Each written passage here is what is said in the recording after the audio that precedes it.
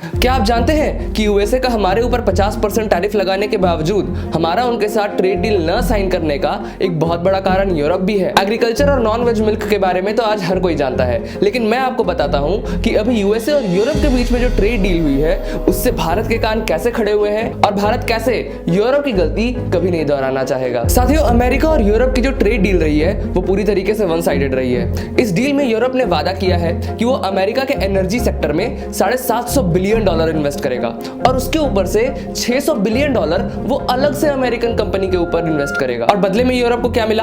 America Europe के ऊपर 15% tariff लगाएगा और यही नहीं, स्टील, एल्यूमिनियम और कॉपर के ऊपर तो 50% टैरिफ लगाएगा। यानी कि ट्रंप से दोस्ती करनी बहुत महंगी पड़ी। बात सिर्फ यूरोप की नहीं है, बल्कि जापान और साउथ कोरिया जैसी कंट्रीज जो अमेरिका के दोस्त माने जाते हैं, उनके साथ भी यही हुआ। जापान ने 500 बिलियन और साउथ कोरिया ने $350 बिलियन अमेरिका में इन्वेस्ट करने का वादा किया और बदले में उनको भी 15% टैरिफ मिला। वियतनाम ने अमेरिका के साथ डील की, फिर भी उसे 20% टैरिफ मिला और इंडोनेशिया, जिसने अमेरिका के साथ डील नहीं की, उसे 19% टैरिफ मिला। तो साथियों, बात यह है कि ट्रंप के बाद की कोई वैल्यू नहीं है और अगर आपने ट्रेड डील साइन कर ली तो इसका मतलब ये भी नहीं है कि आप एक बेटर पोजीशन में हैं। और मोदी जी का बहुत बहुत साधुवाद कि उन्होंने ट्रंप से ऐसी दोस्ती के बदले मेरे देश के किसानों का और मेरे देश का हित चुना। तो ऐसे में इंडिया को क्या करना चाहिए? इंडिया को सबसे पहले वेट करना चाहिए और पहले चाइना को वो ट्रेड डील साइन करनी चाहिए और फिर हमें देखना चाहिए कि हमें कहां पे प्रॉफिट हो सकता है और फिर उस हिसाब से हमें यूएसए के साथ अपनी डील फाइनलाइज करनी चाहिए। और जैसे भी ट्रेड डील फाइनलाइज हो, हमें अपना एग्रीकल्चर और डेयरी सेक्टर उनके लिए कभी नहीं खोलना चाहिए।